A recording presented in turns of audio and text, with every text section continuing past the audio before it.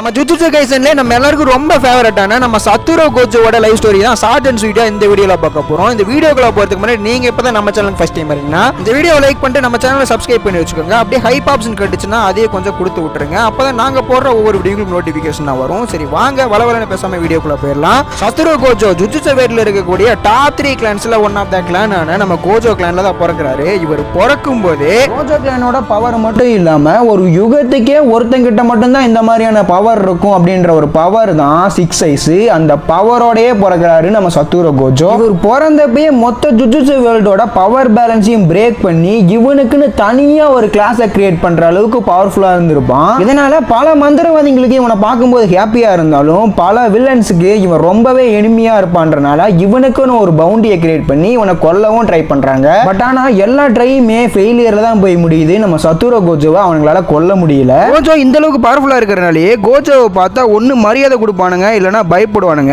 இதனாலேயே நம்ம கோஜோவோட சைல்டுஹுட் ரொம்பவே கஷ்டமா போகுது.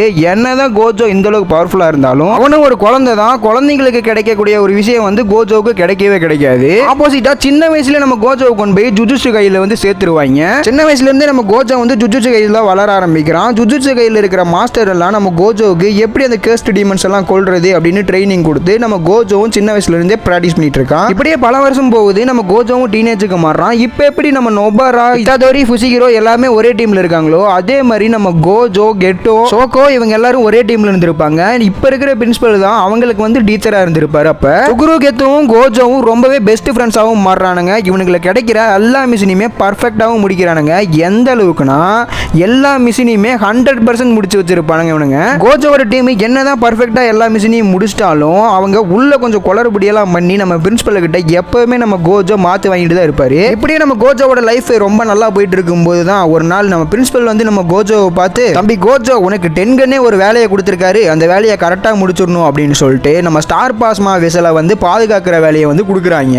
இந்த ஸ்டார் பிளாஸ்மா வெசல்ன்றது வந்து ஒரு பொருள் எல்லாம் கிடையாது, அது ஒரு பொண்ணு. அந்த பொண்ணை பாதுகாக்கிறதுக்காக தான் நம்ம கோஜோ வந்து அனுப்பி விட்டுருப்பாங்க. பாத்துக்க போனது கோஜோன்றனால ரொம்பவே ஸ்மூத்தாக தான் போயிட்டு இருக்கும். வரவனா அடி பொழந்து கோஜோ பாதுகாத்துட்டு தான் இருப்பாரு. இதுல நடுவில் தான் வந்தாரு நம்ம கௌசிக் அப்படின்ற மாதிரி நம்ம டோஜி ஃபுசிகிரோ உள்ள இறங்குறாப்ல. இவனுக்கு கர்ஸ்ட் எனர்ஜி இல்லை அப்படின்றனால நம்ம கோஜோவாலையும் அவனை சென்ஸ் பண்ண முடிஞ்சிருக்காது. உள்ள இறங்கினவன் நம்ம ஸ்டார் பிளாஸ்மா வெசலான அந்த பொண்ணையும் போட்டு தள்ளி இருப்பான், நம்ம கோஜோவையும் போட்டு தள்ளி இருப்பான். என்னத்தல கோஜோ செத்துட்டாரா அப்படின்னு கேட்டீங்கன்னா ஆமா, நம்ம கோஜோ செத்துட்டாரு. மறுபடியும் ரிவர்ஸ் கர்ஸ்ட் சீலை யூஸ் பண்ணி திரும்பவும் நம்ம கோஜோ உயிரோடையும் வந்துடுறாரு. திரும்பவும் உயிரோட வந்த கோஜோ பவரை பயங்கரமா ஏற்றி வச்சிருப்பான். நம்ம டோஜி ஃபுசிகிரோவை போட்டும் தள்ளுறான். கடைசியா டோஜி சாகிறதுக்கு முன்னாடி தன்னோட பையனான ஃபுசிகிரோவை பார்த்துக்க சொல்லிட்டு செத்துருப்பான். இந்த விஷயம் எல்லாம் முடிஞ்சதுக்கு அப்புறம் கோஜோ ஸ்டார் பிளாஸ்மா வெசலான அந்த பொண்ணோட உடம்ப அடக்கமும் பண்றான். இந்த எல்லா விஷயமும் முடிஞ்சதுக்கு அப்புறம் நம்ம கெத்தோக்கு ஆல்ரெடி டீமோட இருக்கும்போதே இந்த வீக்கா இருக்கிறவங்களை எல்லாம் பாதுகாக்கிறதுக்காக ஏன் நம்ம உயிரை கொடுக்கணும் அப்படின்ற ஒரு எண்ணம் ஓடிக்கிட்டே இருக்கும். இந்த ஸ்டார் பிளாஸ்மா வெசலை பாதுகாக்க முடியல அப்படின்ற ஒரு விஷயத்தினாலையும் கெட்டோ ஒரு சைக்கோபாத் மாதிரி மாறி அவனை சுத்தி இருக்கிற எல்லாரையுமே போட்டு தள்ளுறான், இன்க்ளூடிங் அவனோட பேரண்ட்ஸ். இந்த விஷயம் எல்லாம் முடிஞ்சதுக்கு அப்புறம் நம்ம கோஜோவும் கெத்தோவும் ஒரு இடத்துல மீட் பண்றானுங்க. அந்த இடத்துல இவனுங்க பெரியவும் செய்யறானுங்க.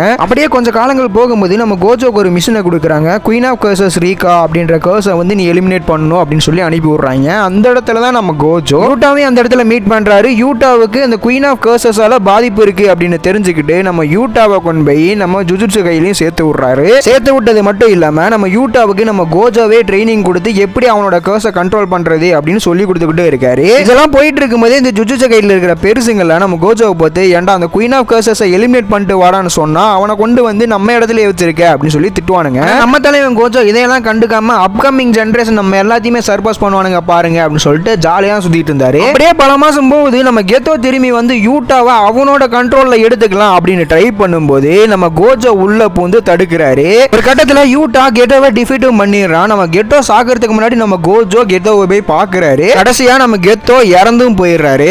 எல்லாம் முடிஞ்சதுக்கு அப்புறம் நம்ம கோஜோ என்ன பண்ணுவாருன்னா நம்மளோட டோஜியோட பையனான நம்ம மெகுமி ஃபுசிகிரோவை போய் பாக்குறாரு. நம்ம மெகுமி வந்து ஒரு 10 வயசு குழந்தை பையனா தான் இருந்திருப்பான். நம்ம கோஜோ அவனை பார்க்கும்போது மெகிமியோட அம்மாவும் இறந்திருப்பாங்க. அதனால நம்ம கோஜோ மெகிமியை அவனோடைய ஜுஜுட்சு கைக்கு கூட்டு வந்து கோஜோவே ட்ரைனிங் கொடுக்கவும் ஆரம்பிக்கிறாரு. இப்படியே பல வருஷங்கள் ஓடுது. நம்ம மெகுமி ஒரு மிஷினுக்காக போகும்போது அந்த இடத்துல தான் நம்ம இத்தாதோரியை மீட் பண்றான். நம்ம இத்தாதோரி ஒரு சுகுனாவோட ஒரு விரலையும் முழுங்கி விட்டுறான். அதுக்கப்புறம் தான் நம்ம கோஜோ என்னடா மிஷினுக்கு போன இந்த மெகுமி பையன் இன்னும் காணலையே அப்படின்னு போய் பார்க்கும்போது நம்ம இத்தாதோரி அந்த விரலை முழுங்கிட்டான்னு தெரிஞ்ச உடனே தலைவன் கோஜோ இத்தாதோரியை பார்த்து தம்பி அந்த சுகுனாவை கொஞ்சம் வெளியே விடுறியாப்பா அப்படின்னு கேட்டு அந்த சுக்குனாவை கொஞ்ச நேரம் வெளியே விட்டு இவங்க 2 பேருக்கும் ஒரு ஃபைட் நடக்கும். அந்த ஃபைட்ல நம்ம கோஜோ ஒன் சைடா சம்பவம் பண்ணிட்டு இருப்பான் நம்ம சுக்குனாவை போட்டு. ஏன்னா சுக்குனா அப்பதான் ஒரு விரலோட பவர் எடுத்திருப்பான். அதனால அதுக்கப்புறமா நம்ம கோஜோ வந்து நம்ம இத்தாதோரிக்கு 2 ஆப்ஷன் கொடுப்பாரு. ஒன்னு அந்த 18 விரலையும் சாப்பிட்டு நீ செத்துரு, இல்லன்னா இப்பயே உன்னை போட்டு தள்ளிடுற அப்படின்னு 2 ஆப்ஷன் கொடுப்பாரு. தலைவன் இத்தாதோரியும் சரி எப்படியும் சாவறது ஆகி போச்சு, அந்த 18 விரலையும் சாப்பிட்டு இந்த உலகத்துக்கு ஏதாவது நல்லதாவது பண்ணிட்டு செத்து போறேனே அப்படின்னு கோஜோ கிட்ட சொல்லிடுவான். அதுக்கப்புறம் நம்ம கோஜோ நம்ம இத்தாதோரிக்கும் நம்ம யூட்டாக்கு எப்படி ஹெல்ப் பண்ணாரோ அதே மாதிரி ஜுஜுட்சு கைக்கு கூட்டு போய் அவரோட டீமுக்குள்ளேயே சேர்த்துப்பாரு. அதுக்கப்புறமா நம்ம கோஜோவோட டீம்ல நொபாராவே ஆட் பண்ணி நம்ம கோஜோவோட டீம்ல